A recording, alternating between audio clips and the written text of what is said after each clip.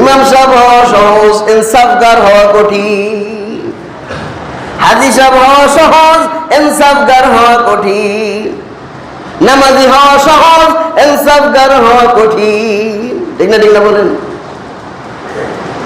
আজ ইমামের বাড়ি তালাশ করলে দেখা যায় ইমাম নিজের বোনের হাত দেয় না। আছে না নাই বলেন?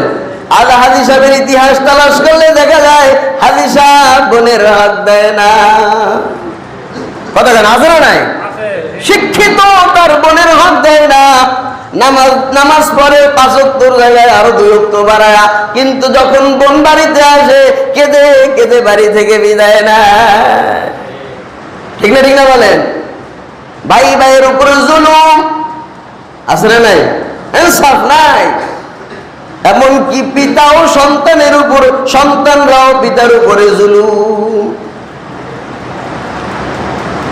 একটু দুর্বল হইলে ওর উপরে যত জুলুম, অথচ মুহাম্মদ সাল্লাল্লাহু আলাইহি সাল্লামের নবীর উম্মত দাবি করো। বলে ভাই উম্মত দাবি করা সহজ, বলতে উম্মত হওয়া কঠিন। এজন্য কোন একজন কবি বলেছিলেন, লাখো মুমিন হো মগর ঈমান মে কামিল নেহি। লক্ষ লক্ষ মানুষ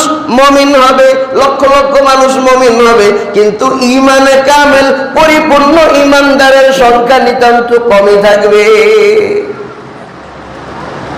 নামাজির একদিকে তাকাইলে দেখা যায় খুব ভালো, অপর দিকে একেবারে শূন্য।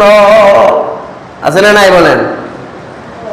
ইনসাফ ঠিক রাখো, জুলুম করো না মানুষের উপরে।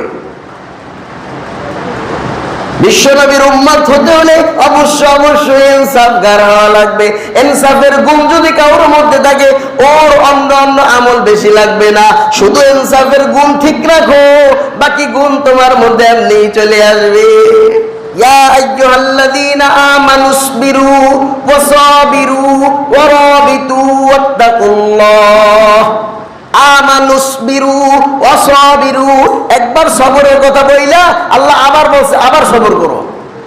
মানে সবরের সাথে ইবাদত করো, সবরের সাথে নামাজ পড়ো, সবরের সাথে বন্দেগী করো, সবরের সাথে আমল করো।